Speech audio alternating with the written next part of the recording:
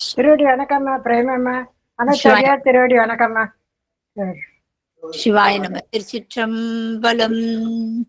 தென்னாடுடைய சிவனே போற்றி, எந்நாட்டவர்க்கும் இறைவா போற்றி, காவாய் கனகத்திரளே போற்றி, கைலை மலையானே போற்றி போற்றி, அருள்மிகு உண்ணாமலை சமேத அண்ணாமலையார் திருவடிகள் போற்றி போற்றி, திருத்தணி முருகப்பெருமான் மலரடிகள் போற்றி போற்றி, அருள்மிகு சிவகாமி அம்பாள் சமேத அருள் ஜோதி நாதனே திருவடிகள் போற்றி போற்றி, அனைத்து அடியார்களுக்கும் திருவடி வணக்கம். குருவாழ்க, குருவே சரணம்.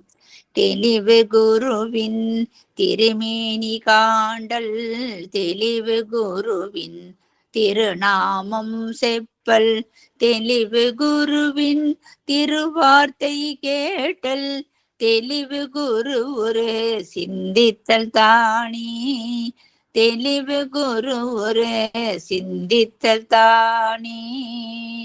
திருச்சிற்றம்பலம். அம்மா, நீங்களே ஆரம்பித்து நாளொரு துதி பாடி விநாயகர் துதி பாடி ஆரம்பிக்கலாங்கம்மா. வாருங்களம்மா. சிவசங்கரி அம்மா திருவடி வணக்கம். நன்றிம்மா. ஐந்து கரத்தனை ஆனை முகத்தனை, இந்தின் இளம்பிறை போலும் எயிற்றனை, நந்தி மகந்தனை ஞான கொழுந்தினை, குந்தியில் வைத்தடி போற்றுகின்றேனே.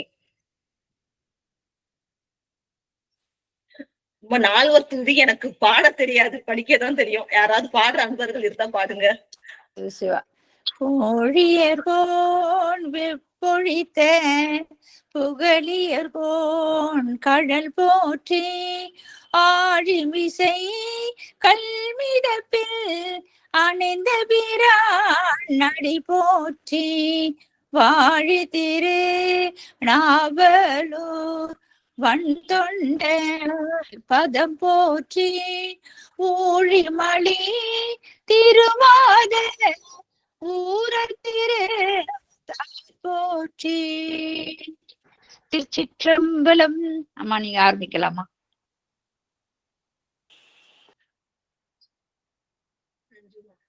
ஓம் நம சிவாய. திருச்சிற்றம்பலம். அனைத்து சீரடியார் பெருமக்களின் அருட்பொற்பாதங்களையும் அன்புடன் பணிந்து போற்றி வணங்குகின்றேன். ஒப்பில்லாத சிவபெருமானுடைய பெரும் கருணையினால் ஏயர்கோன் கலிக்காம நாயனாருடைய அருள் வரலாற்றை சிந்திச்சிட்டு இருக்கோம்.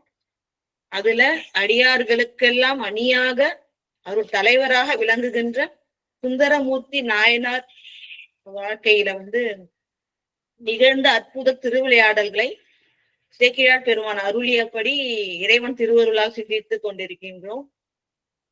அந்த வகையில சென்ற வாரம் என்ன பார்த்தோம், ஒரு முன்னோட்டம் பார்த்துட்டு, வழப்பாடியில் விளங்குகின்ற மாணிக்கமாகிய சிவபெருமான் சுந்தரமூர்த்தி நாயனார் பெருமானுக்கே கூப்பிட்டு சொல்றார், என்ன பாடுவதற்கு நினைக்க மறந்தாயோன்னு சொல்லிட்டு. அதனால அவரை மறந்துட்டு நம்ம போக முடியாது. சென்ற வகுப்போட ஒரு முன்னோட்டம் பார்த்துட்டு நம்ம திருமழப்பாடி பதிகம் சிந்திக்கலாம் இறைவன் திருவுகளால. எம்பெருமான் தெய்வ சேக்கிழார் பெருமான் திருவடிகள் போற்றி போற்றி, எம்பெருமான் சுந்தரமூர்த்தி நாயனார் பெருமான் திருவடிகள் போற்றி போற்றி, எம்பெருமான் ஏயர்கோன் கலிக்காம நாயனார் பெருமான் திருவடிகள் போற்றி போற்றி. சுந்தரமூர்த்தி நாயனார் பெருமான் பல சிவஸ்தலங்களுக்கும் சென்று வணங்கி கொண்டிருக்கின்றார். திருக்குடமூக்கு, திருவலஞ்சுழி, திருசோற்றுத்துறை, அதுவும் அந்த திருசோற்றுத்துறையில ஒரு சிறப்பான செய்தி சொல்லப்பட்டிருக்கு. அதாவது அந்த பதியங்கள் ஓதுபவர்களுக்கு மட்டும் நன்மை தராது, இறைவனும் அதை கேட்டு மகிழ்கின்றார். அத்தகைய அருட்திருப்பதிகத்தினை பாடிக்கொண்டு பல சிவஸ்தலங்களுக்கும் செல்கின்றார். திருக்கண்டியூர், திரு ஐயாறு, திருப்பூந்துருத்தி, திரு ஆலம்பொழில் போன்ற ஸ்தலங்களுக்கு எல்லாம் அது அன்று திரு ஆலம்பொழில் தலத்துல வணங்கிட்டு இரவு பள்ளி கொள்கின்றார். பள்ளி கொள்ளும் பொழுது இறைவன் கனவுல சொல்றார், மழப்பாடியில் வருவதற்கு நினைக்க மறந்தாயோ. நம்மள என்ன சொல்றோம், மறந்துட்டியான்னு கேட்போம். அவர் நினைக்க மறந்தாயோ அப்படின்னு சொன்னா அவரோட நினைப்பு எப்போதும் சிவ சம்பந்தமாவே இருக்கும். ஏன்னா சுந்தரமூர்த்தி நாயனார் பெருமான் யோக நெறி பயில்பவர். அப்படின்னும் பொழுது அவர் இறைவனை எப்போதும் மறக்க மாட்டாரு. இப்படி நீ எப்பவுமே நீ என்ன நினைச்சிட்டு இருக்க, நீ எப்படி மறந்த, நினைக்க மறந்தாயோ அப்படின்னு சொல்லிட்டு சுவாமி அருள் செய்ய, அதுவும் எப்படி சொன்னா அழகிய தன் கோலம், வெறும் அந்த அசரீரி அந்த வாக்கு மட்டும் கேட்கல, சுவாமி கனவுல எழுந்தருளுகின்றார். எப்படிப்பட்ட கோலம் பாத்தீங்கன்னா, குழகுனா இளமை, அழகும் இளமை கொண்ட அழகிய திருக்கோலத்தை எதிர்காட்டி அருள, இந்த கோலத்தை நீ நேர்ல பார்க்க வேணாமா அப்படின்னு சொல்லிட்டு அதை காட்டி அருளி, மழப்பாடியில் வருவதற்கு நினைக்க மறந்தாயோன்னு சுவாமி அருளி செய்த குறித்து உணர்ந்து உடனே அந்த கனவுல இருந்து அப்படியே எந்திரிச்சுக்கிறாரு. எந்திரிச்சு அந்த கனவுல இறைவன் அருள் செய்ததை நினைத்து பார்க்கிறார். நினைத்து பார்த்துட்டு உடனே என்ன பண்றாரு, அப்படி விடிஞ்ச உடனே முதல் வேலையா என்ன பண்றாரு அப்படின்னு சொன்னா, இவர் காவிரியோட தென்கரையில இருக்கார். உடனே அந்த வடகரை ஏறி, காவிரியை கடந்து வடகரை ஏறி சுவாமி திருத்தல மழப்பாடி அணைந்து நம்பியார் ஊரர் வணங்குகின்றார். எப்போதும் போலவே திருகோபுரத்தை வணங்கி கொண்டு அன்பர்கள் எல்லாம் புடைசூழ படம் கொண்ட பாம்பினையே ஆபரணமாக இறைவன் அணிந்திருக்கின்றார். அத்தகைய இறைவனோட திருமுன்னாடி வீழ்ந்து இறைவனுடைய பரங்கருணையை திறம் போற்றுகின்றார். அதாவது என்னன்னா, இறைவன் ஒப்பில்லாத கருணை கொண்டிருக்கின்றார். எப்படி தெரிஞ்சுக்கலாம் அப்படின்னு பாத்தீங்கன்னா, நமக்கு அருள் செய்வதன் மூலம், இந்த கருணை இருக்கிறதுனாலதான் உயிர்களுக்கு அருள் செய்கின்றார். அப்ப தன்னை தரிசித்து அருள் கொடுக்கணும் அருள் நினைச்சிட்டார் சுவாமி. அடியானுக்கு அருள் தரணும்னு அழைக்கின்றார், கருணையோடு அழைத்து அருள் செய்கின்றார். அந்த கருணையின் திறத்தை போற்றுகின்றார். அந்த குணம் பார்த்தா பரங்கருணை குணம் கொள் அருள். இந்த பரம் கருணையோடைய குணம் என்னன்னா அருள் செய்யறதுதான். அந்த திறத்தை போற்றுகின்றார். ஐயா, அருள் செய்வதற்காக அழைத்து அருள் செய்கின்றீர்களே அப்படின்னு சொல்லிட்டு அது எப்படி பாடுறாருன்னா, உலகம் உடம்பு முழுவதும் இறைவனை அழைச்சி தரிசனம் தராருன்னா எத்தகைய சிறப்பு இருக்கும். அந்த இறைவன் கருணையை நினைத்து உடம்பு முழுவதும் அப்படியே மயிர்பூச்செறிந்து மயிர்ப்புலகம் கொள்ள என்ன பண்றாரு அப்படின்னு சொன்னா, உடன் உருகி அவர் திரு இசையோட திருப்பதிகம் பாடுகின்றார். பொன்னார் மேனியனே என்று எடுத்து, ஏன்னா இறைவன் அந்த கோலத்தை காட்டியிருக்கார். அடியார் பெருமக்கள் எல்லாரும் இறைவன் சிவஸ்தலம் போகும்போது பலவேறு அழகிய திரு கோலங்களை காட்டி அருள் செய்வார்கள். அததான் அவங்க மனக்கண்ல வச்சு அதை பதிகங்கள்ல வைத்தருவார்கள். அததான் அவங்க படிக்கிறது அவ்வளவு சிவபுண்ணியம். நம்மளால அதை கண்ணால காண முடியலனாலும் அவர்கள் கண்ட அருட்காட்சியை மனசுல கொண்டு இறைவன் திருவருளையும் அவர்கள் அடியார்கள் திருவருளையும் பெற முடியும். அதனால அந்த சுவாமி தந்தருளி அந்த அழகிய காட்சி இல்லையா, அந்த அழகிய காட்சியை போற்றி பாடுகின்றார். என்ன பாடுறாரு, அன்னே உன்னையெல்லால் யாரை நினைக்கிறேன், என்ன நீ மறந்துட்டியான்னு கேட்கும் போது என்ன சொல்ற, ஒரு பாட்டுலயும் உன்னை தவிர யாரை நினைக்க முடியும் இல்லையா, எல்லாத்துலயும் எனக்கு துணையாக இருக்கிறது நீதானப்பா, நீதான ஐயா. அதாவது ஒவ்வொரு பாடல்லையும் சிறப்பு என்னன்னா அழைத்து பாடுகின்றார் இறைவனை. என்னை மறந்துட்டியா அப்படின்னு சொல்லும் போது உன்னை எல்லாம் யாரை நினைப்பேன், உன்னை எப்படி மறக்க முடியும்னு சொல்றாரு. ஒவ்வொரு பாடல்லையும் எப்படி சொல்றாருன்னா, வெவ்வேறு எனக்கு தாயாய் இருக்க தந்தையேன்னு கூப்பிடுவாரு, தாயேன்னு கூப்பிடுவாரு, அரசனேன்னு கூப்பிடுவாரு, தலைவான்னு கூப்பிடுவாரு, என்னை ஆளான ஆளுடைய நாயகனேன்னு கூப்பிடுவாரு. அப்படின்னா என்ன அர்த்தம், எல்லாமாகவும் நீ இருக்கின்றாய். அப்படி இருக்கும்போது உன்னை நான் எப்படி மறப்பேன், உன்னை தவிர வேற யாரை நினைப்பேன். பாடல வருது பாருங்க, நீ என்ன மறந்துட்டியா அப்படின்னு சொல்லிட்டு, உன்னை தவிர வேற யாரும் நினைப்பேன், உன்னைதான் நினைச்சிட்டு இருக்கேன் ஐயா அப்படின்ட்டு பாடுறாரு.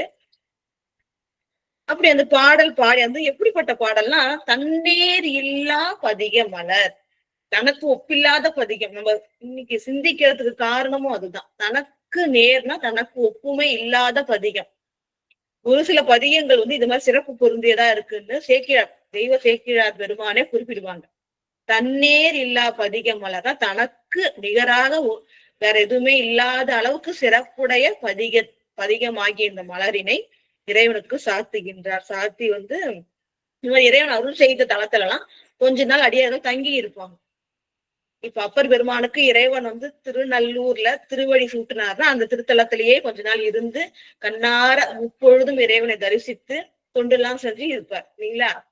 போல இறைவன் எங்கெல்லாம் அருள் நிகழ்த்துறாரோ அருள் திருவிளையாடல்கள் அந்த இடத்துல அடியார்கள் சில நாள் தங்கி இருப்பாங்க. அது போல இங்க என்ன ஆகுது அப்படின்னு பாத்தீங்கன்னா, அந்த திருத்தலத்திலேயே சில நாள் தங்கி இருக்கின்றார். அதுக்கப்புறம் திரு ஆனைக்காவில் செல்கின்றார். அது 74வது பாடல் வரையும் சென்ற வாரம் சிந்தித்தது நம்ம. அதுக்கப்புறம் என்ன பண்றாரு அப்படின்னு சொன்னா, சுவாமி இது திருப்பி அடுத்த தலத்துக்கு விட்டுட போறோன்றதுனால காவிரிக்கு வடகரை தென்கரை ரெண்டு பக்கத்துல இருக்கிற கோயில்கள் எல்லாத்தையும் என்ன பண்றாருன்னா வணங்கி கொண்டே அடுத்தது திரு ஆனைக்காவுக்கு செல்கின்றார் அப்படின்றதோட சென்ற வகுப்பு பார்த்தோம். இப்ப இந்த வகுப்புல நம்ம திருமழப்பாடி அந்த பதிகம் அத இறைவன் திருவருளால சிந்திப்போம். திருமழப்பாடியோட பெருமை நிறைய முறை நம்ம சிந்திச்சாச்சு. சப்தஸ்தான தலங்களுள் ஒன்று. சப்தஸ்தான தலங்கள்ல சிறப்பு பொருந்தியது. ஏன்னா நந்தியம் பெருமானுக்கு திருக்கல்யாண வைபவம் வருடா வருடம் இங்கதான் நடக்கின்றது. ஐயாரப்பரும் தர்ம சம்பர்த்தினி அம்பிகையும் எழுந்தருளி தன்னுடைய குமாரராகிய திருநந்தியம் பெருமானுக்கு இங்கே திருமணம் செய்து வைக்கின்றார்கள். 7 ஊர்ல இருந்து மக்கள் கூடி திருமணம் மிக விமர்சையாக நடக்கும். நந்தி திருமணம் பார்த்தா முந்தி கல்யாணம் சொல்லிட்டு அவ்வளவு கூட்டம் இருக்கும். அது ரொம்ப ஒரு முறை இறைவன் திருவருளால் அது தரிசிக்க பெறுகின்ற பெரும் பேரு பெற்றேன் திருமழப்பாடி அப்படின்னு சொல்லிட்டு. காவிரி கரை ஒட்டியே அமைந்திருக்கும் அந்த திருத்தலம். காவிரி கரை ஒட்டி இருக்கும், வடகரையில அமைந்திருக்கின்றது. இறைவன் வைரத்தூண் நாதர் என்றும் வைத்தியநாத சுவாமி என்றும் வணங்கப்படுகின்றார். இறைவி அழகம்மை என்ற நாமத்தோடு அங்கே வீற்றிருக்கின்றார். திருமழப்பாடி பற்றி முதலில் நிறைய பார்த்ததுனால நேரமின்மையினாலும் நம்ம நேர பதிகத்துக்கு போவோம். பொன்னார் மேனியனே புலி தோலை அரை கசைத்து மின்னார் செஞ்சடை மேல் மிளிர் கொன்றை அணிந்தவனே மண்ணே மாமணியே மழப்பாடியுள் மாணிக்கமே அன்னே உன்னையல்லால் இனி யாரை நினைக்கேனே. அதாவது மகுடம் சொல்லாங்க. ஒவ்வொரு பதிகத்துக்கும் கண்டிப்பா ஒரு வரி இடம் பெறுது. என்னன்னா, உன்னையல்லால் இனி யாரை நினைக்கேனே. உன்னை தவிர வேற யார என்னால் நினைக்க முடியுமாப்பா? ஏன்னா எல்லாமாகவும் நீ இருக்க. முதல் பாடல்ல பாத்தீங்களா, பொன்னார் வேணியனே புலித்தோலை அரை கசைத்து இல்லையா? அதாவது பொன் வண்ணம் எவ்வண்ணம் அவ்வண்ணம் மேனி. சுவாமியுடைய அந்த திருமேனி இருக்கு இல்லைங்களா, அது பொன் வண்ணம், தூய பொன் வண்ணம். அதுவும் எப்படின்னா நம்ம ஆபரண தங்கம் போல இல்ல, செப்பு கலக்காதது, மற்ற உலகங்கள் கலக்காத. ஏன் பொன் வண்ணம் சொல்றாங்கன்னா, அந்த பொன் அப்படின்றது ஞானத்தோடைய அந்த குறியீடு. இப்ப இறைவன் ஞானஸ்வரூபி இல்லையா, சச்சிதானந்த ஞானஸ்வரூபி. அதனால இறைவன் எப்படி சொல்றாங்கன்னா, பொன் ஆறுனா அதை சிறந்து ஒளி வீசக்கூடிய அந்த பொன் போன்ற மேனியினை உடையவனே புலித்தோலை அரைக்கு அசைத்து.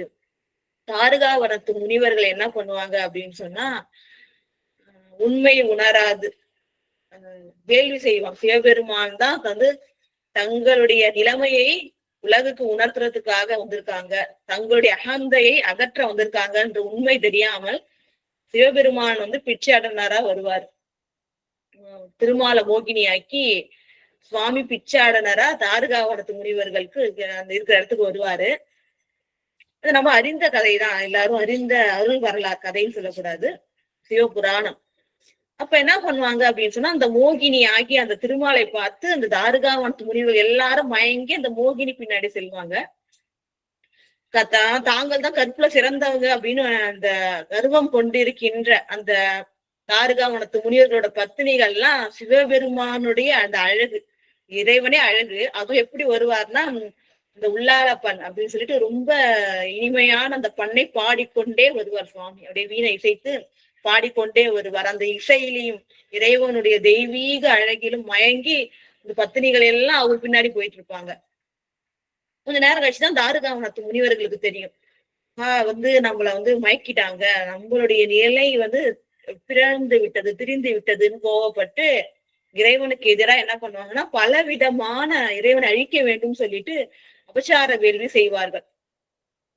மிக வேகமாக செல்கின்ற அந்த மானை விடுவது, வழுவை விடுவது, எல்லாத்தையும் சுவாமி என்ன பண்றாரு, தன்னுடைய கைகளில் ஏந்தி கொள்வார்.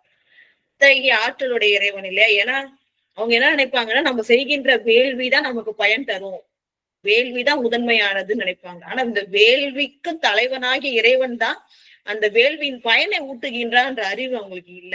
அதை உணர்த்ததான் இறைவன் வந்திருக்காரு. ஆனா நம்ம செஞ்சது எதுவுமே அவரை பாதிக்கல, தாக்கல அப்படின்னும் பொழுதுதான் அவர்களுக்கு உண்மை புரிகின்றது. வெறும் வேள்வி மட்டுமே, வேள்விக்கும் ஒரு தலைவன் இருக்கின்றான், வேள்வி பயனை ஊட்டுவதற்கு அப்படின்னு சொல்லிட்டு.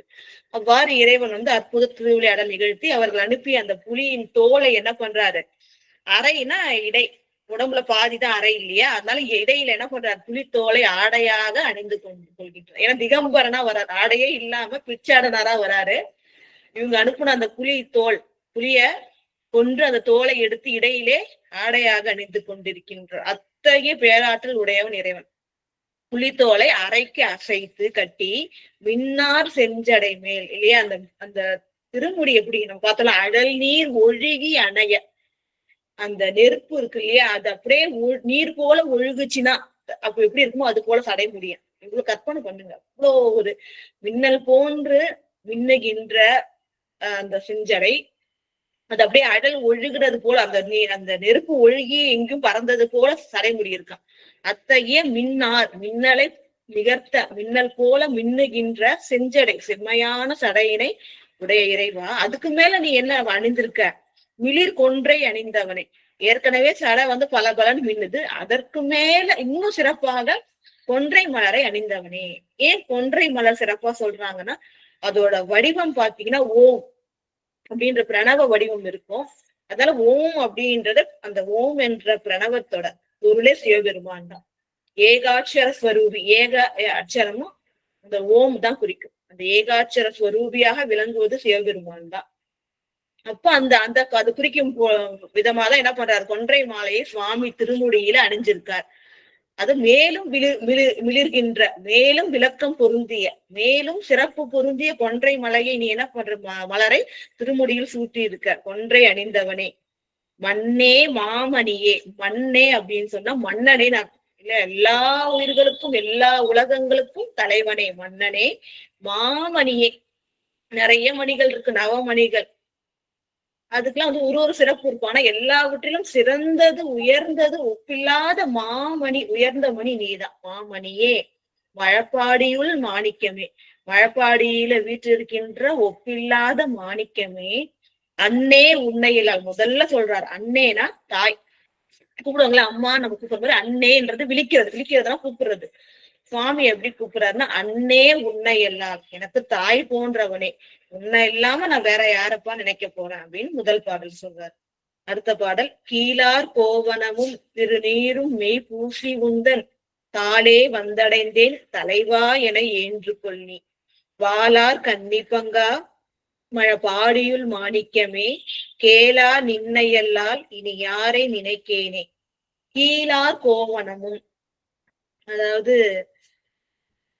அடியார்கள் அவருடைய எப்படின்னா ரொம்ப எளிமையா இருப்பாங்க இல்லைங்களா. அப்ப என்ன பண்றாங்கன்னா, கீழ் கோவணம் இடையில கட்டக்கூடியது இது. கீழ் அப்படின்னு சொன்னா இந்த அரணா கயிறு கட்டுவோம்ல, அதே போல ஒரு துணி கட்டியிருப்பாங்க, அதுதான் கீழ்.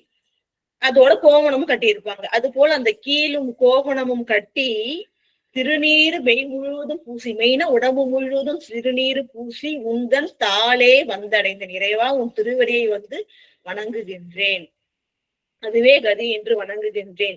தலைவா என ஏற்று கொள் நீனா ஏற்றுக்கொள் நீ, எனக்கு தலைவனாகிய இறைவா இந்த அடிமையை நீ ஏற்றுக்கொள்ள வேண்டும் அப்படின்றாங்க. அடியார்களுடைய உடை எளிமையா இருக்கும் அப்படின்னு காட்டுறதுக்காக கீழும் கோவணமும், அதுக்கு மேல முட்டிக்கால் வரையும் கந்தைன்னு அணிஞ்சிருப்பாங்க. காரணம் என்னன்னா, கோயில்ல போகும்போது தொண்டு எல்லாம் செய்யும் பொழுது அது இடையூறா இருக்காதுன்னு சொல்லிட்டு அந்த முட்டிகால் வரையும் தான் அந்த கந்தைன்ற ஒரு ஆடை அணிஞ்சிருப்பாங்க. இது அடியார்கள் பெருமக்கள் அணிகின்ற ஆடை, கீழும் கோவணமும் கந்தையும் சொல்லிட்டு. அது போல எளிமையான ஆடை உடுத்தி மெய்யெல்லாம் திருநீரு பூசி உந்தன் தாளே வந்தடைந்தேன் தலைவனே என்னை ஏற்றுக்கொள் நீ அப்படின்றாரு.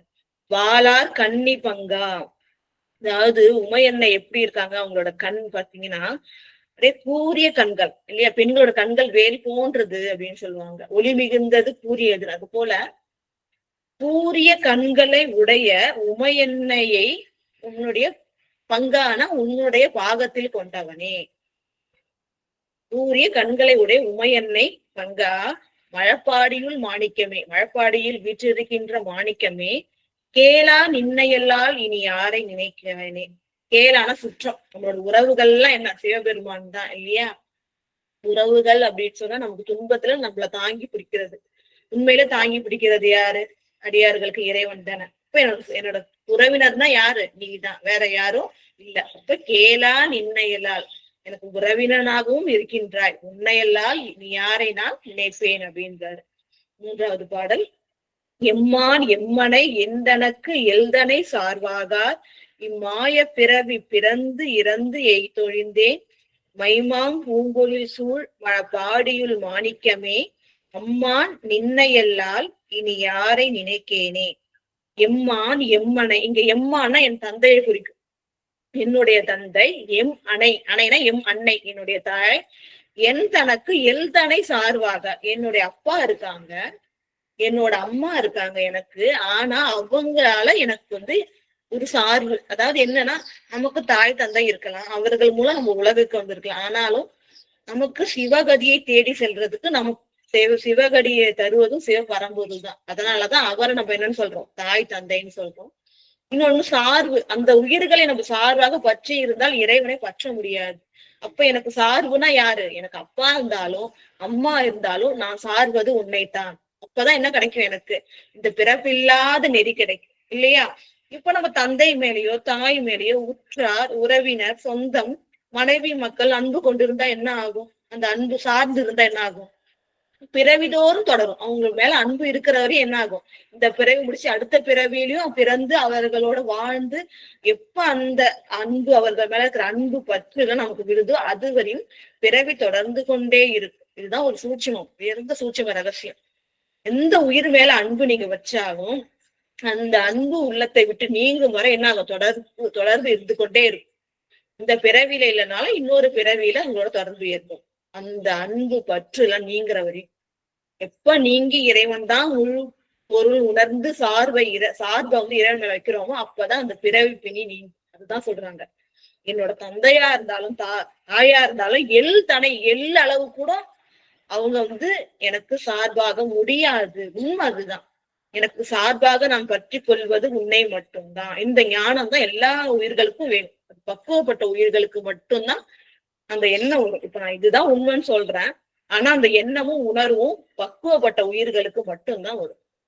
எல்தடை சார்பாக எல்லளவு கூட சொல்லுவாங்கல்ல, முனை அளவு கூட, எல்லளவு கூட என்னோட தந்தையும் தாயும் எனக்கு சார்பாக முடியாது. சார்பாக இம்மாய பிறவி பிறந்தே இறந்து எய்தொழிந்தேன்.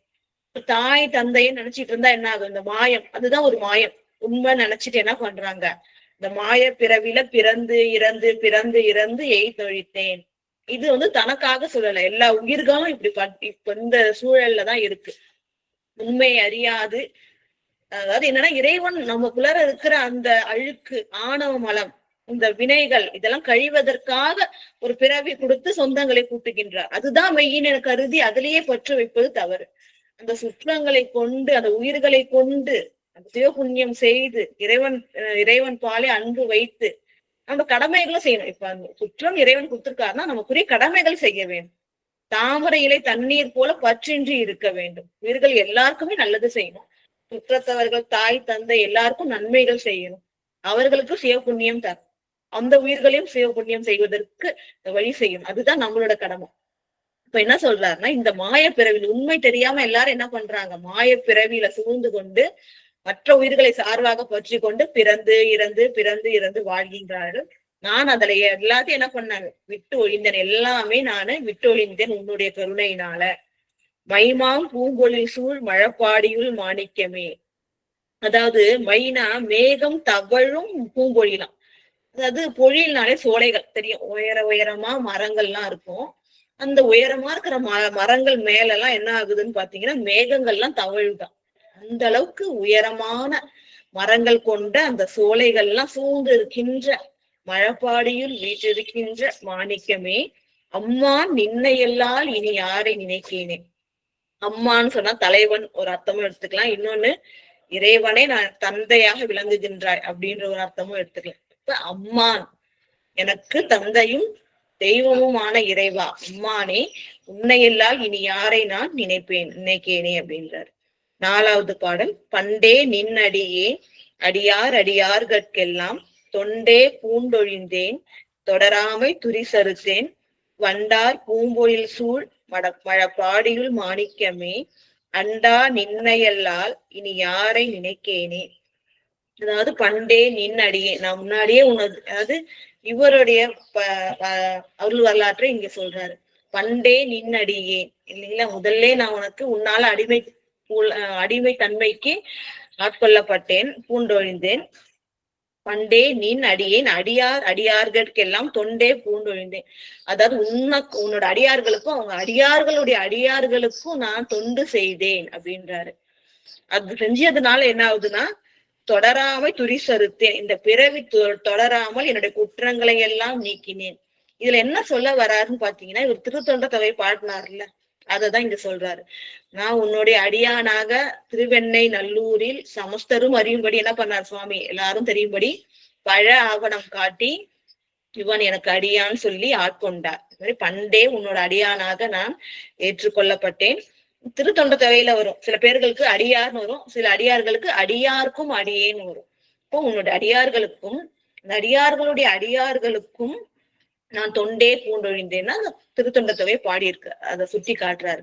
தொண்டே பூண்டொழிந்தேன் அப்படி பாடினதுனால தொடராமை துரிசறுத்தேன், இந்த பிறவியானது தொடராமல் என்னோட குற்றங்களை எல்லாம் நீக்கினேன். இப்ப அந்த திருத்தொண்ட தொகையுடைய சிறப்பு எவ்வளவு பாருங்க. அடியார்களுக்கு எல்லாம் அடியேன் என்று வணங்குகின்ற பதிகம். அதுதான் என்ன பண்ணுது, இந்த துரிசு என்னுடைய குற்றங்களை எல்லாம் நீக்கி இந்த பிறவி தொடராமல் என்னை பாதுகாத்தது.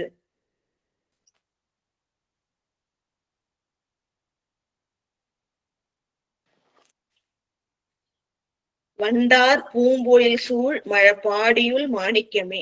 அதாவது இந்த பொழில் சொன்ன இல்லையா, சோலைகள் நிறைய இருக்கு, இந்த சோலைகள்ல நிறைய மலர்கள் இருக்கு இல்லையா, அதனால என்ன பண்ணுதுன்னா வண்டுகள்லாம் நிறைய சுத்தி ரீங்காரம் செஞ்சுக்கிட்டே இருக்கா. அப்படி வண்டுகள்லாம் நிறைஞ்சு இருக்கின்ற, பூக்கள்லாம் பூத்து இருக்கின்ற, அந்த சோலைகள்லாம் சூழ்ந்து இருக்கின்ற மழப்பாடியுள் வீற்றிருக்கின்ற மாணிக்கமே. அண்டா நின்னையல்லால் இனி யாரை நினைக்கேனே, நீதான் எனக்கு பெரிய பொக்கிஷம், பெரிய பாண்டம் நீதான். உன்னையல்லால் இனி யாரை நினைக்கேனே, எல்லா அண்டத்திற்கும் தலைவன் நீதான். உன்னையல்லால் இனி யாரை நினைக்கேனே, ஏன்னா எல்லா லோகத்துக்கும் தலைவன், எங்க போனாலும் அந்த லோகத்துக்கும் நீதான் தலைவனாக விளங்குகின்றாய். அப்போ உன்னை விட்டுட்டு நான் என்ன பண்ண முடியும், யார நினைக்க முடியும்ன்றார். அடுத்த பாடல். கண்ணாய் ஏழுலகும் கருத்தாய அறுத்தமுமாய் பன்னார் இன்தமிழாய் பரமாய பரஞ்சுடரே மன்னார் பூம்பொழில் சூழ் மழப்பாடியுள் மாணிக்கமே அண்ணா நின்னையல்லால் இனி யாரை நினைக்கேனே. அதாவது கண்ணாய் ஏழுலகும் கருத்தாய அறுத்தமுமாய், அதாவது ஒரு சிறப்பா ஒண்ணு சொல்லணும் அப்படின்னு சொன்னா, ஏழு உலகுக்கும் கண் போன்றவன். அதாவது நம்ம எல்லாருக்குமே தெரிஞ்ச ஒரு உண்மை, எல்லா உயிர்கள் தோறும் விளங்குவது சிவபெருமான் தான். அப்ப அந்த உயிர்கள் அதற்கு அறிவு தந்து உணர்த்துவதும் இறைவன் தான். அப்ப ஏழு உலகத்துல இருக்கிற உயிர்களுக்கெல்லாம் இங்க கண்ணு அறிவை குறிக்கிறது. எல்லா உலகத்து உயிர்களும் அறியப்படுகின்ற அந்த அறிவாக விளங்குபவன் நீதான். கருத்தாய அர்த்தமுமாய், அது மட்டும் இல்ல, உயிர்களுடைய அறிவு மட்டும் உணர்த்துறது நீ இல்ல, கருத்தாய அர்த்தமுமாய். கருத்தாயனா விரும்புவது, அர்த்தம்னா செல்வம். எல்லா உயிர்களும் செல்வம் விரும்பும், அந்த உயிர்கள் விரும்புகின்ற செல்வமாக இருப்பவனும் நீதான் அப்படின்றான். உயிர்களுக்கு எல்லாம் அறிவாகவும் உயிர்கள் விரும்புகின்ற செல்வம், அர்த்தம்னா செல்வமாகவும் விளங்குகின்ற இறைவா, பன்னார் இன்தமிழாய் பரமாய பரஞ்சுடரே. அதாவது என்னன்னா, இப்ப இந்த பதியங்கள்லாம் சொல்றாங்க, பன்னார் இன்தமிழாய், இனிமையான தமிழ், இது பண்ணோடு சேர்ந்து, பண்ண இசையோடு சேர்ந்த இந்த பதிகங்கள்லாம் இருக்காங்கல்ல, இந்த பதிகமாக விளங்குவது இறைவன் தான். அது ஏன் இந்த பதிகங்கள் சொல்றாங்கன்னா, இது வீடு பேறு தருகின்ற, சிவலோகம் தருகின்ற பதிகங்கள். இவ்வளவு சிறப்பு பாருங்க. இந்த பதிகத்தோட பயன் கடைசி பாடல்ல தான் வரும், இப்பயும் சொல்றாங்க. அதாவது பன்னார் இன்தமிழாய், அப்ப தமிழாக விளங்குகின்றாய். தமிழ் ஏன் சிறப்புன்னு பாத்தீங்கன்னா, நம்ம சிவபெருமானையே பொருள் என கொண்டு போற்றி அணுகுகின்ற சைவ திருமுறைகள் எல்லாமே 12 திருமுறைகள் தமிழ்ல இருக்கு. அத்தகைய சிறப்பு பொருந்தியது தமிழ் மொழி. தமிழ் மொழிய இன்னிசையோடு பாடுறோம், அதுதான் நம்ம திருப்பதிகங்கள். இந்த பதிகங்களுடைய பொருளாக இருப்பவன் நீதான். நீ யாரு, பரமாய பரஞ்சுடரே. பரமன்னா மேலானவன் அர்த்தம், எல்லாவற்றுக்கும் மேலாக விளங்குபவன். பரஞ்சுடர், பரம்பொருளாக ஒப்பில்லாத ஒளி வடிவினனாக இருக்கின்றான் இல்லையா. இறைவன் சிவசக்தி, சிவமும் சக்தி ஒன்று இணைந்து அந்த பரம்பொருள் சச்சிதானந்த ஸ்வரூபின்னு சொல்லுவாங்க. சுத்த புத்த சச்சிதானந்த ஸ்வரூபியா இருக்கும்போது சுவாமி ஒளி வடிவமா இருப்பார். சிவசக்தி பேதமே கிடையாது, ரெண்டும் ஒன்றாக இருக்கும். அது எப்ப பிரியுதோ அதுக்கப்புறம் தான் எல்லா உலகங்களும் தோற்றுவிக்கப்படும். அப்ப எல்லாமே ஒன்றாக இருக்கும் பொழுது இருக்கின்ற அந்த பரம்பொருளை தான் பரஞ்சுடர்னு சொல்றோம். இப்ப எல்லாவற்றுக்கும் மேலான பரஞ்சுடரே, மன்னார் பூங்கோயில் சூழ் மழப்பாடியுள் மாணிக்கமே. அதாவது என்னன்னா, இந்த மண்ணில் பெருமை புரிய அந்த ஊரு, இந்த ஊர்ல நிறைய பூங்கொழில்கள், பூக்கள்லாம் மலர்ந்து இருக்கின்ற, சோலைகள் சூழ்ந்து இருக்கின்ற இந்த ஊர்ல மாணிக்கமாக விளங்குகின்ற இறைவா, மழப்பாடியில் மாணிக்கமாக விளங்குபவனே, அண்ணா நின்னையல்லால் இனி யாரை நினைக்கேனே. இங்க அண்ணான்னு கூப்பிடுறது என்னன்னா உயர்வுக்காக. இப்ப இப்பயும் அந்த வழக்கு இருக்கு இல்லையா, பெரியவங்களை சொல்லும் போது அண்ணன் அண்ணே அண்ணன் கூப்பிடுவோம் இல்லையா, உயர்வு கருதி. அது போல அண்ணா அப்படின்னு சொன்னா உயர்வானவனே, உயர்வு கருதி அழைக்கின்ற ஒரு விழி அது. அண்ணா நின்னையல்லால் இனி யாரை நினைக்கேனே. 6வது பாடல். நாளார் வந்தணுகி நலியாமுனம் நின் தனக்கே, ஆளா வந்து அடைந்தேன் அடி ஏனையும் ஏன்று கொள்ளி, மாலா நாளருளும் மழப்பாடியுள் மாணிக்கமே, ஆளா நின்னையல்லால் இனி யாரை நினைக்கேனே. அதாவது நாளார் வந்தணுகி நலியாமுனம் நின் தனக்கே. இங்க நாளார்னா யம தூதர்கள் இல்லையா. அதாவது ஒரு உயிர், அது ஒரு சில இறைவன் வினை கூட்டி இருப்பார். இந்த வினைகள்லாம் இந்த உயிர் அனுபவிக்கணும்னு சொல்லிட்டு, அந்த வினையெல்லாம் முடிஞ்சதுக்கு அப்புறம் ஒரு நொடி கூட அந்த உயிரானது உலகத்துல தங்க முடியாது. இது என்ன ஆகும் அப்படின்னு சொன்னா, இறைவன் அதாவது அது செய்த அந்த வினைகளுக்கு ஏற்ப அதற்கு ஒரு வழியை வச்சு சுவாமி என்ன பண்ணுவார் அப்படின்னு சொன்னா, சொர்க்கத்திற்கோ நரகத்திற்கோ, இல்ல உயர்ந்த புண்ணிய ஆத்மா சிவ அடியாரா இருந்தா அது சிவலோகத்திற்கு கூட்டுவிக்கும். சிவலோகத்திற்கு கூட்டுவிக்கிறவங்கள்ட்ட யம தூதர் வரமாட்டாங்க.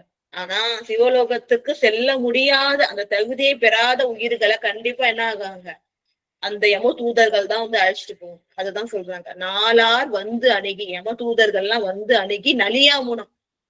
அது அங்கதான் போய் துன்பம் இல்லை, இங்கேயே உடலை விட்டு உயிர் போகும் பொழுதே துன்பம் தான் வரும். அந்த துன்பத்தோட அவங்களுக்கு பிடிச்சி கட்டி இழுத்து கொண்டு செல்வார்கள். அப்படி அவர்கள் துன்பம் தருவதற்கு முன்பே உனக்கு ஆளாக வந்தடைந்தேன் பா, தப்பிச்சேன். அது மாதிரி அவங்க என்ன வருந்தி எனக்கு துன்பம் செய்து அழைச்சிட்டு போவாம முன்னாடியே நான் என்ன பண்ணிட்டேன், உனக்கு ஆளாக அடிமையாக சேர்ந்தேன், ஆளா அடைந்தேன் அடியேனையும் ஏன்று கொள்ளிங்க, ஏத்துக்கோ, நீனு கைவிட்டுடாத, எப்போதும் உன்னுடைய அன்பிற்குள் வைத்திரு அப்படின்ற. இது எல்லா உயிர்களுக்குமானது. இப்ப இறைவன் திருவடியை பற்றி கொண்டு உயிர் கரையேறவில்லை என்றால் யம தூதர்களால் அந்த பிறவி முடியும் போது பிடிக்கப்படுவார். அதை உணர்ந்து இப்பொழுது என்ன பண்ணணும், சிவபக்தி கொள்ள வேண்டும். அப்ப அதான் நாளார் அணுகி நலிவுததுன்னா துன்பம் செய்வதற்கே, அதுக்கு நலியும் குணம். அதுக்கு முன்னாடியே உனக்கு நின் தனக்கே ஆளா வந்தடைந்தேன் அடியேனையும் ஏற்று ஏற்றுக்கொள்வாய், மாலா நாளருளும் மழப்பாடியுள் மாணிக்கமே. அது மட்டும் இல்ல, இறைவன் அந்த யம தூதர்களால வர அந்த துன்பத்தை மட்டும் நீக்கிறது இல்ல, அடியார்களுக்கு வேற என்ன செய்யறாரா நித்தியமா. அப்ப அந்த யம தூதர்களால துன்பம் கிடையாதுன்னா அப்ப என்ன கொடுக்குறாரு, நித்தியமாகிய பேரின்பமாகிய சிவலோகத்தை தருகின்றான் இறைவன். எவ்வளவு சிறப்பு பாருங்க. பிறவி இல்ல, சொர்க்கம் நரகம் இல்ல, அப்ப என்ன கொடுக்கிறாரு, தன்னுடைய சிவலோகத்தை அடியார்களுக்கு இறைவன் தருகின்றான். மாலா நாளருளும் அப்படின்னா நித்தியமாகிய வீடு பேராகிய சிவலோகத்தை அருளுகின்ற மழப்பாடியில் வீற்றிருக்கின்ற மாணிக்கமே, ஆளா நின்னையல்லால் இனி யாரை நினைக்கேனே. ஆளானா என்னை ஆளாக உடைய இறைவா, உன்னையல்லால் நான் யாரை நினைக்கேன் அப்படின்னு சொல்லிட்டு இறைவன் தனக்கு தலைவன், நான் அவரோட அடியான் அப்படின்றது இந்த பாடல்ல சொல்றார். 7வது பாடல். சந்தாரும் குழையாய் சடை மேல் பிறை தாங்கி நல்ல வெந்தார் வெண்பொடியாய் விட ஏறிய வித்தகனே, மைந்தார் சோலைகள் சூழ் மழப்பாடியுள் மாணிக்கமே, எந்தாய் நின்னையல்லால் இனி யாரை நினைக்கேனே. சந்தாரும் குழையாய், அதாவது சுவாமி தெரியும், ஒரு பக்கம் குழை அணிஞ்சிருப்பாங்க, ஒரு பக்கம் தோடு இல்லையா. திருஞான சம்பந்த பெருமான் பாடும்போது என்ன பாடுவார், தோடுடைய செவியன் அப்படின்னு தான் பாடுவார். இப்ப அந்த குழை, சுவாமி அணிஞ்சிருக்கின்ற குழை அழகு சந்துனா அழகு, அழகு மிகுந்த அந்த குழையினை அணிந்திருக்கின்ற இறைவா. அது மட்டும் இல்லாம நீ என்ன பண்ற, சடைமேல் பிறை தாங்கி, நல்ல உன்னோட சடை மேல இளம் பிறையை தாங்கி இருக்க. இறைவனுடைய அந்த கருணையை போற்றுவது இல்லையா. சந்திரன் தட்சிணுடைய சாபம் பெற்றதுனால தலைகள்லாம் தேய்ந்து கொண்டே போகின்றது. அவனுக்கு அருள் செய்வதற்காக சுவாமி என்ன பண்றார், இளம் பிறையை தன்னுடைய திருமுடியில் சூடிக் கொள்கின்றார். அப்ப சடைமேல் பிறை தாங்கி இருக்கின்றார். நல்ல வெந்தார் வெண்பொடியாய், இந்த வெண்பொடி திருநீற்றை திருமேனி முழுவதும் அணிந்திருக்கின்றாய். வெந்தார் வெண்பொடியாய், மகா சங்கார காலத்துல எப்படி நம்ம சொன்னோம் இல்லையா, சிவமும் சக்தியும் பிரியும் பொழுதுதான், அதாவது அம்மை அப்பனாக அந்த பரஞ்சுடர் அப்படி பிரியும் பொழுதுதான் அவங்க எல்லா சர்வலோகங்களும் உருவாக்கப்படுகின்றது. மீளவும் எல்லாம் ஒடுக்கப்பட்டு சக்தியில் ஒடுங்கி சக்தியும் சிவத்துல ஒடுங்கும் இல்லைங்களா. அதுதான் எல்லாம் மகா சங்கார காலம். எல்லாமே அழிந்து சுவாமிக்குள்ள ஒடுங்கும். திருப்பி சுவாமி என்ன பண்ணார், அவர்ல இருந்து மீண்டும் மீளவும் உலகங்களை எல்லாம் உற்பத்தி செய்வார். சக்தி பிரிஞ்சு வரும், அப்புறம் உற்பத்தி நடக்கும்னு வச்சுக்கோங்க. இப்ப எல்லாமே ஒடுங்கிய காலத்து எல்லாம் ஏற்கனவே இருந்ததெல்லாம் வெண்பொடியா ஆயிடுச்சு, பொடியா துகளா ஆயிடுச்சு. மீண்டும் அவற்றில இருந்து உற்பத்தி பண்ணணும்ன்றதுக்காக அந்த சாம்பலை இறைவன் அணிந்து கொண்டு, தொடர்ச்சி வேணும் இல்லையா, அந்த முன்னுல இருந்து பின்னாடி வர்றதுக்கு, அந்த முதல் ஊழிக்கும் அடுத்த ஊழிக்கும் ஒரு தொடர்ச்சி வரணுன்றதுக்காக சாம்பலை பூசுகின்றார் இறைவன். அதான் வெந்த அந்த வெண்பொடியை பூசி இருக்கின்ற இறைவா. அப்படின்னா எதுக்காக இதை சொல்றாங்க, ஊழியில எல்லாம் அழிஞ்சிரும், எல்லாம் ஒடுங்கும், அழியாத ஒருவனாக நீயே விளங்குகின்றாய். இதை சொல்றதுக்கு அர்த்தம் அதுதான். அழிவில்லாதவன் ஈசன் ஒருவனே, முடிவில்லாதவன் அவன் தான். வெந்தார் வெண்பொடியாய் விடையேறிய வித்தகன், எல்லா வித்தைகளுக்கும் தலைவன் நீ விடையேறி வருகின்ற எளியவன். மைந்தார் சோலைகள் சூழ் மழப்பாடியில் மாணிக்கமே, அழகு மைந்துன்னு அழகு, அழகிய சோலைகள்லாம் சூழ்ந்து இருக்கின்ற மழப்பாடியில் வீற்றிருக்கின்ற மாணிக்கமே, எந்தாய் நின்னையல்லால் இனி யாரை நினைக்கிறேனே, என் தாயை போன்றவனே, உன்னை தவிர நான் யார நினைப்பேன். வெய்ய விரிசுடரும், 8வது பாடல். வெய்ய விரிசுடரும் மிகு தேவர் கணங்கள் எல்லாம் செய்ய மலர்களிட மிகு செம்மையுள் நின்றவனே, மையார் பூங்கொழில் சூழ் மழப்பாடியுள் மாணிக்கமே, ஐயா நின்னையல்லால் இனி யாரை நினைக்கேனே. அதாவது வெய்ய விரிசுடரும்னு அந்த சூரியனோட ஒளி எப்படி இருக்கும், வெம்மை இல்லையா, சூடு அதிகமா சூடு தருகின்றோம், சூடு ஆக்கும். அது மாதிரி வெம்மையான கடலை வீசுகின்ற விரிசுடரும் சூரியன். அவன் மட்டும் இல்ல, மிகு தேவர் கணங்கள் எல்லாம், மற்ற தேவ கணங்கள் எல்லாருமே என்ன பண்றாங்க, செய்ய மலர்களிட உனக்கு என்ன பண்றாங்க, நல்ல மலர்கள், உனக்கு எது இறைவனுக்கு உகந்த மலர்களோ, விருப்பமான பிரீத்தியான மலர்களோ அதனை உனக்கு சமர்ப்பித்து வணங்குகின்றார். ஏன்னா தேவர்களுக்கு தெரியும் இறைவன் தான் சர்வலோகத்துக்கும் தலைவன். தங்களுக்கு ஏதாவது ஒரு துன்பம் வந்தா அதை நீக்குவதற்கும், தங்களுக்கு மேலான பேரு இல்லைன்னா பதவி கிடைக்கணும்னா இறைவன் திருவடியை தான் வணங்கணும்னு தெரியும். தேவாதி தேவன் இல்லையா சிவபெருமான். அப்ப வெய்ய விரிசுடர்வன் மட்டும் இல்ல, எல்லா தேவ கணங்கள் எல்லாருமே செய்ய மலர்கள், செம்மையான மலர்கள், நல்ல மலர்களை எல்லாம் இட்டு உன்னை வணங்குகின்றார்கள். மிகு செம்மையில் நின்றவனே. அப்படி அவங்களுக்கு எல்லாம் செம்மை நெறி, அவங்க எல்லாம் அப்படி என்னென்னலாம் கேட்கிறாங்களோ அந்த உயிர்கள் தகுதிக்கேற்ப நீ என்ன பண்ற, அவர்களுக்கு செம்மையான நெறியை அருளுகின்றாய். அப்படின்னு அர்த்தம். எங்களுக்கு மட்டும் தலைவன் இல்லையா, எல்லா உலகங்களுக்கும், எல்லா கணங்களுக்கும், எல்லா உயிர் கூட்டத்துக்கும், வர்க்கங்களுக்கும் நீயே தலைவன். எல்லா உயிர்களும் உன்னை போற்றி நன்மையை பெறுகின்றது அப்படின்றாங்க.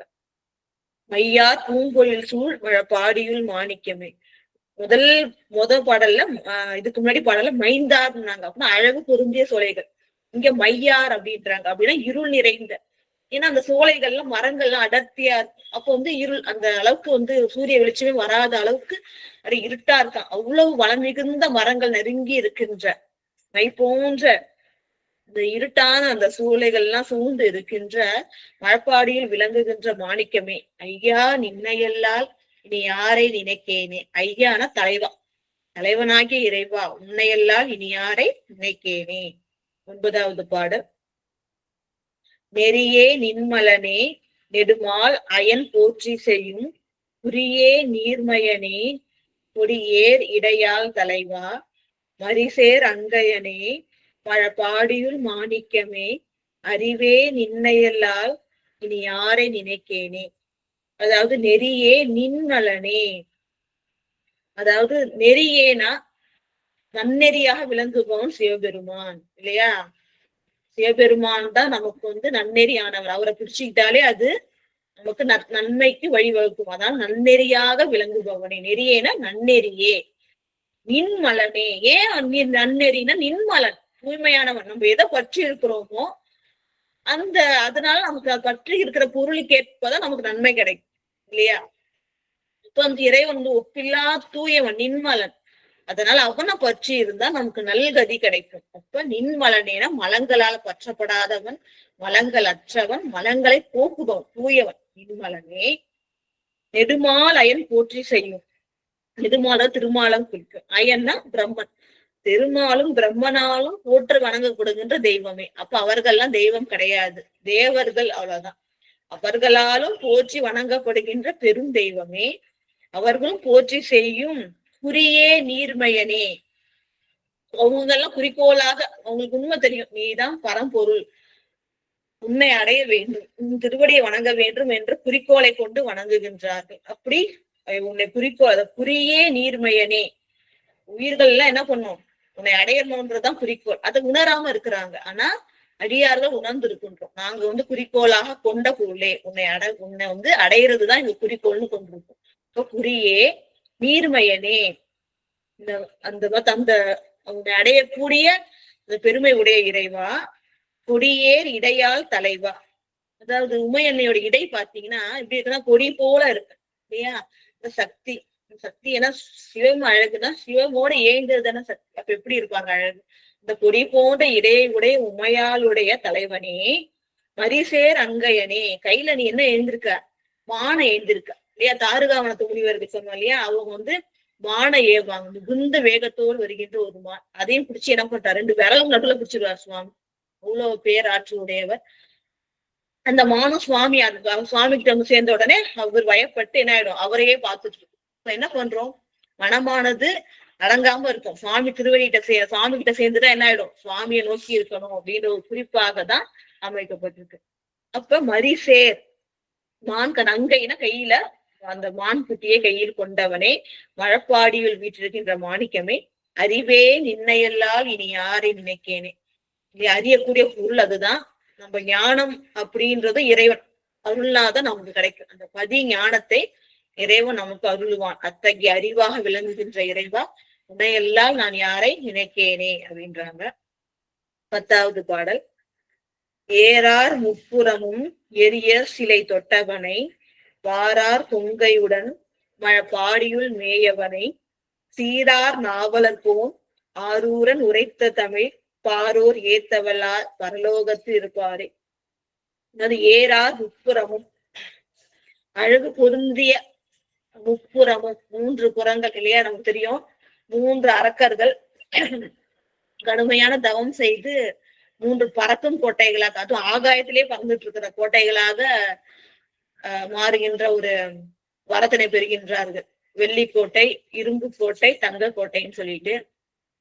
மரணம் இல்லாத வாழ்வு கேட்கிறாங்க. மரணம் இல்லாத வாழ்வு யாருக்கும் கிடைக்காது அப்படின்னு. சரி அப்படின்னா 1000 வருடங்களுக்கு ஒரு முறை இந்த 3 கோட்டைகளும் ஒரு சில அந்த கணங்கள் துளிகள் மட்டும் ஒன்னா இணைஞ்சிருக்கும். அந்த நேரத்துல ஒரே அம்பால அந்த 3 கோட்டைகளையும் அழிக்க முடிஞ்சா அப்படி வேணா அழிவு வரட்டும்ட்டு அவங்க வரம் வாங்குகின்றார்கள்.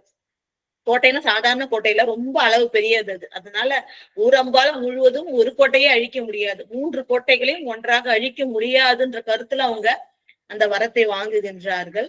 வரம் வாங்கி அவர்கள் சிவபக்தியிலிருந்து அந்த சிவபக்தர்கள் தான் அவங்க. ஆனா என்ன ஆகுதுன்னா அந்த செருக்கு, அந்த அளவில்லாத அந்த கிடைத்த அந்த சௌகரியத்தால, அந்த பராக்கிரமத்தால மமதை உற்று, அதாவது தங்களை பெரிதாக நினைத்து சிவபக்தியை கைவிட்டார்கள். அதனால என்ன ஆச்சு அப்படின்னு சொன்னா, உயிர்களுக்கு செய்கின்ற துன்பமும் மற்ற உயிர்களுக்கு அதிகமா துன்பமும் செய்ய ஆரம்பிச்சாங்க. சிவபக்தி விட்டாலே அது மற்ற உயிர்களுக்கு துன்பமும் தான் செய்வாங்க. அப்ப என்ன ஆச்சு அப்படின்னு பாத்தீங்கன்னா, இறைவன் என்ன பண்றாருன்னா, அந்த 1000 வருடத்துக்கு ஒரு முறை கோட்டைகளும் ஒன்றாக வருகின்ற நேரத்துல என்ன பண்றாங்கன்னா, முதல்ல சிரிச்சு என்ன பண்றாரு, அதை எரிச்சிடுறாரு. அதுக்கப்புறம் ஓர் அம்பால, ஒரே ஒரு அம்பு திருமால் வாயு, அக்னி என்ற 3 கூறுகளை கொண்ட ஒரு நீண்ட அம்ப விட்டு என்ன பண்றாரு, முப்புறங்களையும் எரித்து அழிக்கின்றார் அப்படின்னு சொல்லிட்டு, முப்புறமாவது மும்மல காரியம் சொல்லுவாங்க. அதாவது நம்மளுடைய மும்மலங்களையும் இந்த முப்புறத்தோட தகனத்தை ஏன் நான் சொல்றேன், எல்லாருக்கும் தெரிஞ்சதுதான். என்னன்னா நம்முடைய மும்மலங்களையும் நீக்கக்கூடியது. இதை நம்ம சிந்திக்கிறோம், இத பேசுறோம், போற்றி வணங்குறோம்னா நம்முடைய மும்மலங்களையும் நீக்கக்கூடிய ஆற்றல் இந்த அருள் புராணத்துக்கு உண்டு, சிந்திச்சு வணங்கும் போது. அதனாலதான் இந்த இத வந்து சிறப்பா சொல்றோம், முப்புறங்களை எரிச்சது. நம்ம திருவதிகையில அந்த முப்புறங்களை எரிச்ச அந்த சுவாமி இருக்காரு. அப்ப அந்த ஏரா சிறப்பு பொருந்திய அந்த முப்புறமும் எரிப்பதற்காக சுவாமி என்ன பண்றாரு, சிலை தொட்டான். சிலைனா மலை. ஏன்னா பெரிய கோட்டை இல்லையே, சாதா கையில இருக்கிற ஒரு அம்பால இது பண்ண முடியுமா? அப்ப வந்து 3 கோட்டைகளும் எரிக்கிறதுக்காக மலையே என்ன பண்றார் சுவாமி, மேருமலையை வில்லாக கொண்டிருக்கின்றார். அப்படிப்பட்ட மலையை அந்த வில்லாக தொட்டவனை வாரார் பொங்கையுடன் மழப்பாடியுள் மேயவனை.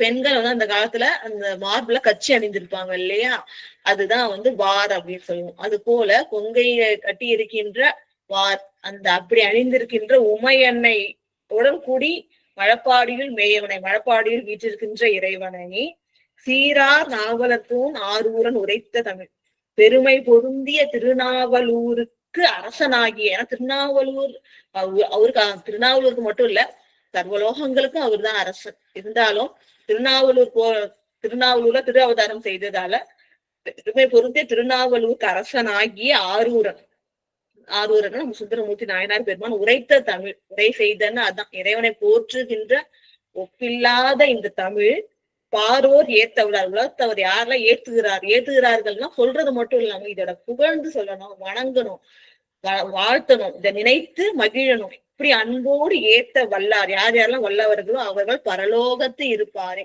பரலோகம்னா சிவலோகம், சிவலோகத்துக்கு இருப்பாரு. எந்த அடியார் பெருமக்கள் அன்போடு இதனை போற்றி வணங்குகின்றார்களோ, சிந்தை செய்வார்களோ அவர்களுக்கு சிவலோகம் சித்திக்கும்.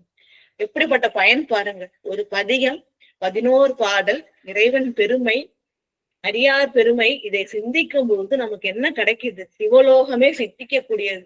இத்தகைய பெருமை பொருந்திய பதிகம். அதனால்தான் தன்னேர் இல்லாத பதிகம்னு சொல்றாங்க. நேற்றையும் அப்படிதான் இறைவன் திருவருளால சிக்கல் அப்படின்ற திருத்தலத்தோட திருஞான சம்பந்த பெருமான் பாடி அருளியது கிடைச்சது. இறைவன் திருவடி பெருமையே பலவேறு வழிகள்ல சிறப்பா அதை போற்றி சொல்றது, அந்த பாக்கியம் கிடைச்சது. கடைசியில பாத்தீங்கன்னா அதுவும் இறைவன் அடி சேர்வரே, இறைவன் அடியை சேர்விக்கின்ற பயனை தருவதாக அந்த பதிகம் அமைந்தது. அதே போல இப்பயும் வந்து சிவலோகம் வந்து சித்திக்கின்ற பயனை தருவதாக இந்த பதிகம் அமைஞ்சிருக்குன்னு சொல்லிட்டு இறைவன் திருவருளை பெற்றிருக்கின்றோம்.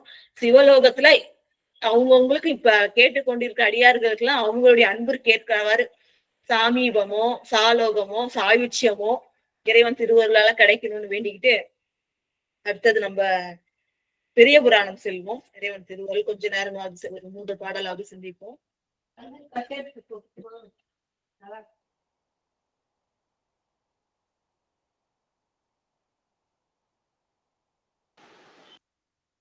பெரிய புராணத்துல 75வது பாடல் எடுத்துக்கங்க.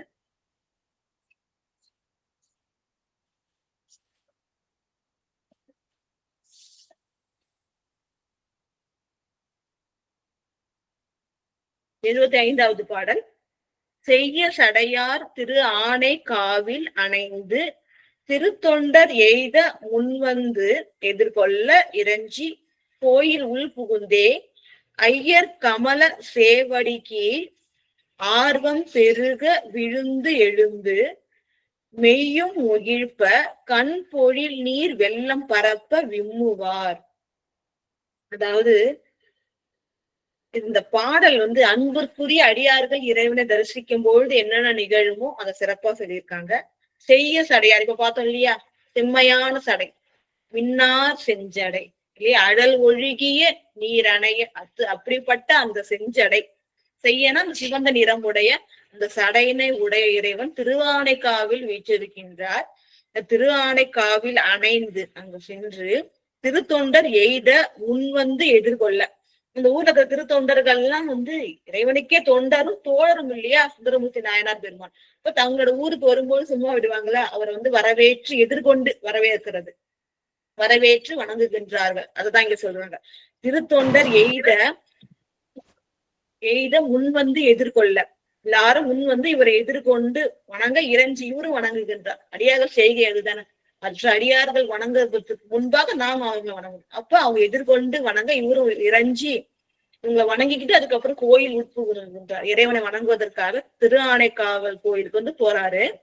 ஐயர் கமல சேவடிக்கு, ஐயர்னா தலைவன் பார்த்தோம்.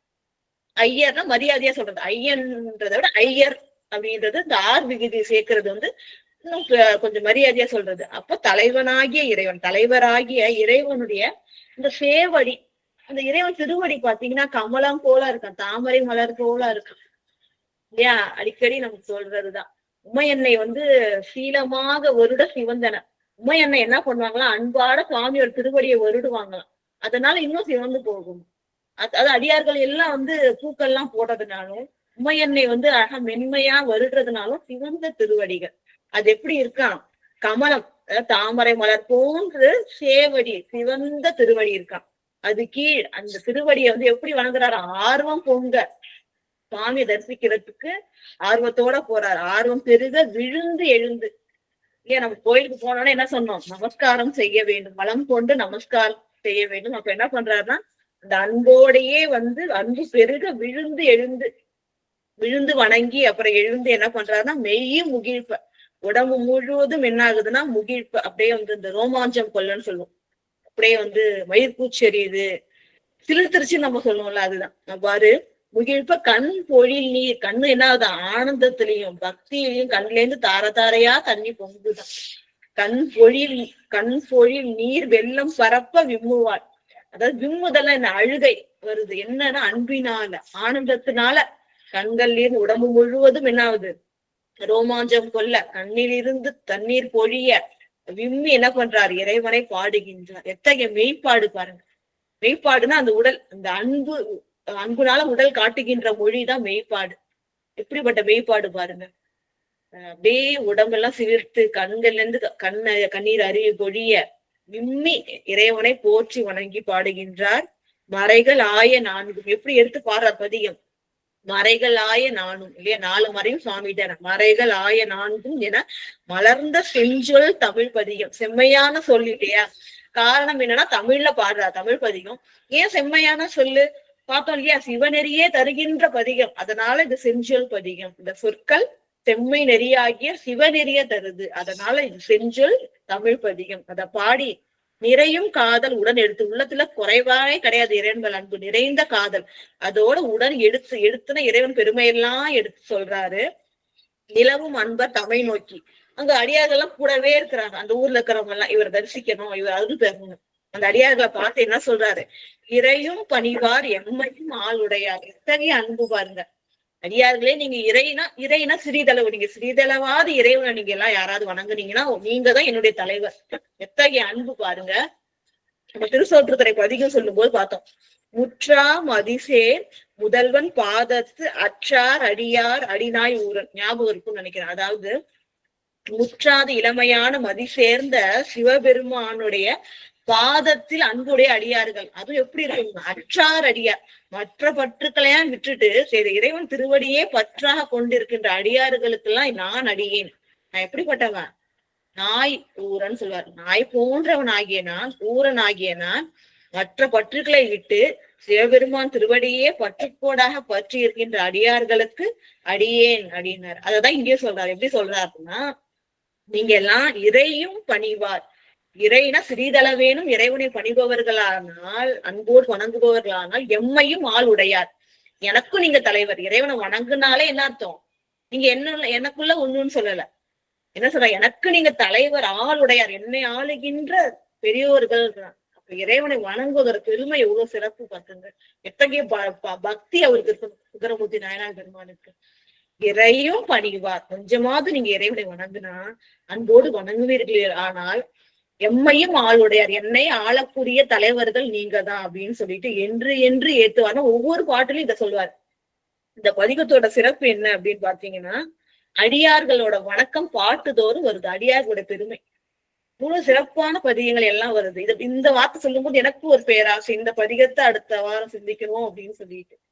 அவ்வளவு சிறப்புக்குரியது. ஏன்னா அடியார்களோட பெருமை இது சிவபக்தியும் சிவனடியார் பக்தியும் இணைஞ்சதுதான் முழுமையான சிவபக்தி. ஒவ்வொரு பாட்டிலும் என்றுனா ஒவ்வொரு பாட்டிலையும் அடியார் வணக்கத்தை பாடுறார், அடியார்களை வணங்கி பாடுறதுனால சிறப்புக்குரிய பதிவு. எப்படி அடியார்களோட பெருமை சொல்றதால நீங்க இறைவனை வணங்குவதால எனக்கு நீங்க தலைவர்கள் அப்படின்ட்டு என்று ஏத்துவார், என்று அடியார்களை போற்றி சொல்கின்றார். இந்த பதிகத்தோட சிறப்பு என்ன அப்படின்னு பாத்தீங்கன்னா, உறையூர் சோழன் மணியாரம் சாத்தும் திறத்தை உணர்ந்தள்ளி, அது அடியார்களுக்கு எல்லாமே இறைவன் உணர்த்தி வருவார். பதிஞானம்ன்றது இறைவனை உணர்த்த உயிர் உணர்வது. அவருக்கு சுவாமி நன்றி அம்மா, பிரேமா அம்மா, மிக்க நன்றி. இந்த திருவானை பதிகத்தை அடுத்த வாரம் சிந்திக்கலாம்னு சொன்னாங்க. ஏன்னா அடியார் பெருமை சொல்லப்பட்டதுனால அது நமக்கு இன்னும் மேலான சிவகதியை எளிமையாக பெற்றுத்தரும். அதனால இப்ப அந்த பாடல்ல ஒரு சிறப்பு என்னன்னு பாத்தீங்கன்னா, உறையூர் சோழர், அது சோழர்களுக்கு 5 ஊர்ல முடிசூட்டிப்பாங்க.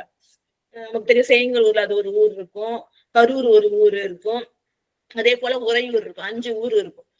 உறையூர்ல அந்த சோழ மகாராஜா என்ன பண்றாருன்னா, காவிரியில நீராடுறாரு, குளிக்கிறாரு. இப்படி குளிக்கும் பொழுது என்ன ஆகுதுன்னா, அரசன் இல்லையா, அதனால எப்போதும் அந்த ஆபரணங்கள்லாம் அணிஞ்சிருப்பாங்க. அவர் குளிக்கும் போது என்ன ஆகுதுன்னா, மணி ஆரம், மணினா அழகுடைய ஆரம், நல்லா பெரிய ராஜா இல்லையா, அத பெரிய ஆரம், நல்லா தங்கத்தால அழகிய மணிகள்லாம் பதிச்சு, ரத்தினங்கள்லாம் பதிச்சு அருமையான மாலை அதை அணிஞ்சிட்டு இருக்காரு. அவர் குளிக்கிறாரு. குளிக்கும் போது தண்ணீரை அடிச்சுட்டு போயிடுது, வழுவி போகுது. வருத்தப்படுறாரு. உடனே என்ன பண்றாரு, சுவாமி இறைவா இதனை நீ ஏற்றுக்கொள் அப்படின்றாரு. உனக்கு கொடுத்தா பரவாயில்ல, இது வீணா போதே, நீ ஏற்றுக்கொள் அப்படின்றாரு, அன்போட சொல்றாரு. உடனே என்ன ஆகுதுன்னு பாத்தீங்கன்னா, உறையூர் சோழன் மணியாரும் சாத்தும் திறத்தை உணர்த்தப்பி, அது இறைவனுக்கு சாத்துறாரா. எப்படி அந்த திறத்தை இறைவன் இவருக்கு காட்டுறாரு. அந்த திருவானை கோவிலுக்கு போன உடனே அந்த ஊர்ல நிகழ்ந்த அற்புதத்தை இறைவன் இவருக்கு உணர்த்துறாரு. என்ன உணர்த்துறாருன்னு பாத்தீங்கன்னா, 77வது பாடல் பாருங்க. வளவர் பெருமான் மணியாரம் சாத்தி கொண்டு வரும் பொன்னி கிளரும் திரை நீர் மூழ்குதலும் வழுவி போக கேதமுற. வளவர் நம்ம சொன்னாலே சோழர்களுடைய இன்னொரு பேரு வளவர்கள். சோழர் சொல்லுவோம், செம்பியர்னு சொல்லுவோம் இல்லையா. அதே போல வளவர்னு சொன்னாலும் சோழ ராஜாக்களை குறிக்கும். அந்த சோழ ராஜாவாகிய அரசன் மணியாரம் சாத்தி கொண்டு, அழகிய ஆரம், இன்னொன்னு மணிகளால் ஆக்கப்பட்ட ஒரு நல்ல ஆரத்தை சாத்தி கொண்டு அணிந்து கொண்டு வரும் பொன்னின்னா காவிரி ஆறு இல்லையா, காவிரி ஆத்துல கிளறும் திரை நீர் வேகமா கிளறும்னா அலைகள் நிறைய மிகுதியாக வருகின்றது, வேகமா வருகின்ற அந்த இதுல திரை நீர் அலைகளுடைய அந்த நீர்ல மூழ்கி குளிக்கும் போது என்ன ஆகுதுன்னா, வழுவி போக அந்த ஆரம் என்ன ஆகுது, இறைவன் திருவருள் தான் இல்ல நடக்குமா, வழுவி அவனை விட்டு கழண்டு போக கேதமுறை வருந்துகின்றான். அவன் வருந்தி என்ன சொல்றான்னு பாத்துங்க, இறைவா இதை ஏத்துக்கோ அப்படின்னு சொல்லிட்டு கேக்குறான். உடனே என்ன ஆகுதுன்னா, அளவில் திருமஞ்சன கூடத்தில் அது புக்க. இது ஒரு இடத்துல நடக்குது. இன்னும் கொஞ்சம் தூரம் தள்ளி என்ன பண்றாங்க, திருவானை காவல வீட்டு இருக்கின்ற இறைவனுக்கு அபிஷேகம் செய்யணும்ட்டு காவிரி ஆத்துல தண்ணி எடுத்துட்டு போறாங்க. திருமஞ்சன குடத்துல அந்த அரசனுடைய ஆரம் சென்று சேர்கிறது. இல்ல அவர் கேட்டார்ல, இந்த ஆரத்தை ஏத்துக்கோ அப்படின்ட்டு சுவாமி அருள் செய்யறாரு. என்ன பண்றாங்க, திருமஞ்சன குடத்துல திருவானை காவல் இறைவனுக்கு திருமஞ்சனம் ஆட்டணும், அபிஷேகம் செய்யணும்னு காவிரி ஆற்றை அதுல முள்றாங்க. அப்படி எடுத்துக்க அந்த ஆரம் அந்த குடத்துல போகின்றது. அது உங்களுக்கு தெரியல. போய் சுவாமிக்கு அதை அபிஷேகம் பண்ணும் பொழுது அந்த ஆரம் சுவாமி மேல அப்படியே மாலையாக விழுந்து அதை சுவாமி ஏற்றுக்கொண்டு அரசனுக்கு அருள் புரிகின்றார். இப்படிப்பட்ட திருவிளையாடல் பாருங்க. எல்லா உயிர்களும் அன்பு வைத்திருந்தால், பக்தி வைத்திருந்தால், எல்லா உயிருக்கும் தலைவர் சிவபெருமான் தானே, ஒப்பில்லாத பேரருளை அருள் செய்வார். அப்ப என்ன ஆகுனா, அளவில் திருமஞ்சன குடம், அளவில்னா அளவே முடியாத பெருமை புரிய அந்த திருமஞ்சன குடத்துள் அது புக்குனா புகுந்தது. அந்த மாலை அந்த ஆரம், தங்க ஆரமானது, மாலையானது புகுந்த ஆட்ட அணிந்தர்லி, சுவாமிக்கு திருமஞ்சனம் ஆட்ட அணிந்தர்லி, அந்த சுவாமிக்கு அபிஷேகம் செய்யும் போது என்ன பண்றாரு, அத சுவாமி ஏத்துக்கிறாரு. தளரும் அவனுக்கு அருள் செய்த, இப்படி போயிடுச்சு விட்டுட்டு போயிடுச்சு அப்படின்னு வருத்தப்பட்டு அவனுக்கு அருள் செய்கின்றார். கவலைப்படாத, நான் ஏத்துக்கிட்டு உனக்கு அதை அருளா கொடுத்தேன். வெறும் பொருள் செல்வம் போச்சு, நான் என்ன பண்ணேன், அதை ஏத்துக்கிட்டு உனக்கு அருள் செல்வம் தந்தேன்னு சொல்லிட்டு தளரும் அவனுக்கு, வருந்துகின்ற அவனுக்கு அவனுக்கு அருள் புரிந்த தன்மை சிறக்க சாற்றினார். இதெல்லாம் சுந்தரமூர்த்தி நாயனார் பெருமானுக்கு இறைவன் அருள் செய்கிறார் நிகழ்ந்த திருவிளையாடல. அது அவரோட பதிகத்துல பாடி அருளுகின்றார் அப்படின்னு சொல்லிட்டு இந்த பதிகத்துல இந்த சிறப்பையும் வச்சு சொல்றார் அப்படின்னு சொல்லிட்டு இறைவன் திருவருளால ஒப்பில்லாத சிவலோகத்திலே சேர்க்கின்ற இந்த மழப்பாடியுள் மாணிக்கத்தை போற்றுகின்ற நமக்கு வேறு உறவு இல்லை. இறைவனே உறவு, இறைவனே சகலமும் சுற்றமும், தாய் தந்தை தலைவன் மரியாதைக்குரியவன் போற்றுக்குரியவன் தலைவன் நாயகன் எல்லாம் அப்படின்ற இறைவனை போற்றுகின்ற தன்னேர் இல்லாத பதிகம் இறைவன் திருவருளால் சிந்திக்க பெற்றோம். அப்ப திருவானைக்கால் நடந்த அந்த அற்புதத்தையும் சிந்திக்க பெற்றோம். திருவானைக்கால இறைவனுடைய அடியார்கள் பெருமை போற்றப்படுவதனால இறைவன் திருவருளால் அடுத்த வாரம் திருவானைக்கா பதிகம் அதனை சிந்தித்து இறைவன் பெறுவோம் என்று கூறி கேட்டுக்கொண்டிருக்கின்ற புனித பேரவை விதிமுறை உலகினில் விளங்கி வெல்கவே என வாழ்த்தி நிறைவு செய்கின்றேன். நன்றி, வணக்கம். ஓம் நம சிவாய. திருச்சிற்றம்பலம். வாழ்த்து பாட பாடிடுங்களா? நீங்களே பாடிடுங்க. பாடெல்லாம் வரதான் தெரியும், நீங்களே பாடிடுங்கம்மா. சிவ சிவா. அருமையான ஒரு திருமழபாடியுடைய விளக்கம் ரொம்ப அருமைங்கம்மா. என்ன சொல்றதுன்னே தெரியல. முதல்ல அவர் திருமேனி எப்படி இருக்குன்னு விளக்கம் எடுத்து கொடுத்தீங்க பார்த்தீங்களா? அவ்வளவு அழகு, எல்லாமே அழகு. நானே பேசக்கூடாதுன்றதுனால இந்த விதம் அடியார்களுக்கு வாய்ப்பு கொடுப்போம் அப்படின்றதுனாலதான். ஆமா, வேற யாரு பேசணும்னு விருப்பம் இருந்தா ஒரு அடியார் முதல்ல பேசிட்டு வாழ்த்து பாட சொல்லி முடிக்கலாங்கம்மா. உங்க கருத்தை சொல்லுங்க யாராவது. சரி, வாழ்த்து பாடல் பாடி முடிச்சுட்டு அடுத்தவங்க வாய்ப்பு கொடுக்கலாமா? வான்மையில் வழாது பெய்க மழி வளம் சுரக்க மன்னன் கோன்முறை அரசு செய்க குறைவிலாது உயிர்கள் வாழ்க நான்மறை அறங்கள் ஓங்க நல்தவம் வேள்வி மல்க மேன்மைக்குள் சைவ நீதி விளங்குக உலகம் எல்லாம் மேன்மைக்குள் சைவ நீதி விளங்குக உலகமெல்லாம் ஆறிரு தடந்தோள் வாழ்க ஆறுமுகம் வாழ்க வெற்பை கூறுசை தனிவேல் வாழ்க குக்குடம் வாழ்க செவ்வேல் ஏரிய மங்கை வாழ்க யானை தன் அணங்கு வாழ்க மாறிலா வள்ளி வாழ்க வாழ்க சீரடியார் எல்லாம் மாறிலா வள்ளி வாழ்க வாழ்க சீரடியார் எல்லாம். திருச்சிற்றம்பலம். சார்புஜமா ரெக்கார்ட் ஆஃப் பண்ணிக்கோங்கம்மா.